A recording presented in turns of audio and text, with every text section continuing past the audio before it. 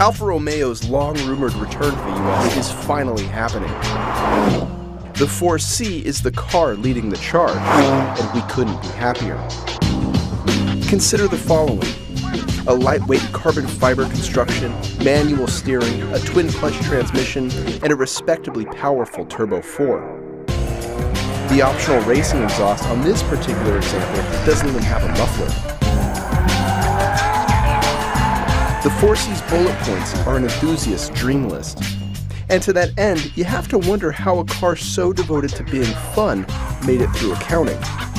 More importantly, you have to wonder how good it is to drive.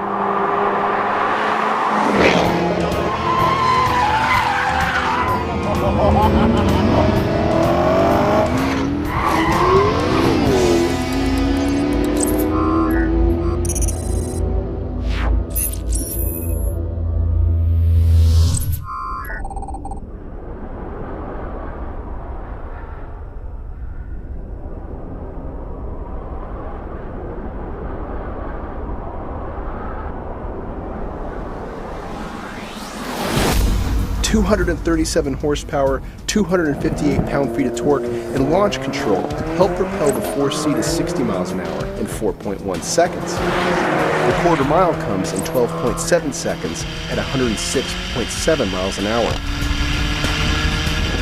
The 4C's best stop from 60 took an impressive 97 feet. Around the figure 8, the 4C posted a very respectable 24.7 second lap, and average lateral acceleration amounted to 0.94 G. Again, that's slightly slower than the performance from the Cayman S, but more impressive was the size of the smile on those who drove the 4C.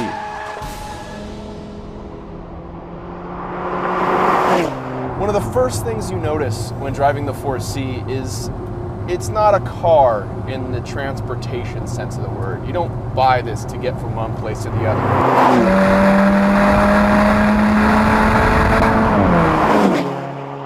This is a toy. It's meant to make you feel happy. It's meant to bring you joy. And it's really good at doing that. This is a small, modestly powerful, and exceedingly lightweight car. And there are so many benefits that come with those statements that it just makes you happy to drive it. It makes use of a lot of advanced materials, carbon fiber, and then the aluminum structures on the front and the rear. And the result is a curb weight of under 2,500 pounds. And when you factor in 237 horse or so, you get a decent power to rate ratio.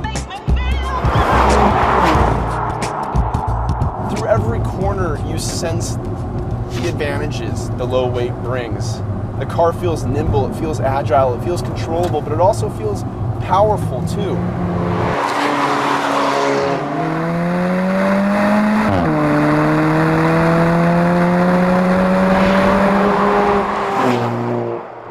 This engine has a lot of character.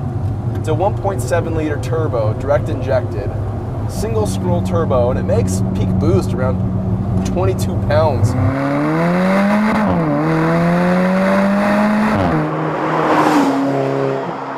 What I really like is that Alfa Romeo has embraced the sound of the turbocharger because it adds so much more in terms of theatrics to acceleration.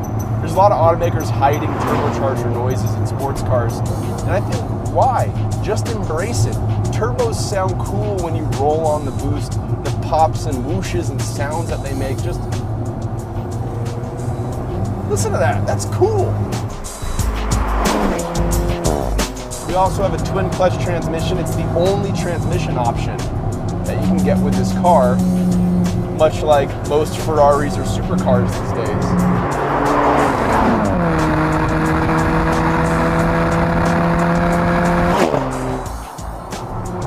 And considering the technology this car has, the materials and so on, it essentially is a $55,000 supercar. Also, this car has no steering assist. It's a manual rack. And if you spend a lot of time in cars with steering assist forget the joy that a manual rack can bring to the driving equation. It's a constant conversation between you, the road, and the front suspension. People who enjoy driving cars should take a good look, because this is a great time. In talking about the 4C, you have to forgive a bit of hyperbole. That's what this car does to you. It appeals to your emotions, and it does a very good job of it. It makes you overlook things like poor rearward visibility, the occasional clunky shift, and some rougher areas in the interior. Instead, you start seeing faster ways to take turns. A normal road on your drive home becomes a string of apexes. On-ramps become sweepers. You think of ways to extend that route home and how to get through that sweeper faster. The 4C makes you think of ways to enjoy it more, and we wouldn't want it any other way. The Alfa Romeo has the loudest door chime, or ignition chime, you will ever hear.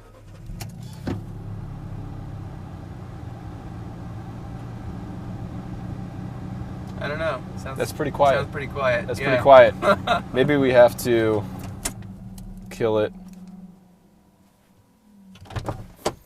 Okay, we're getting out of the car. I'm out of the car. Okay. I'm getting into the car.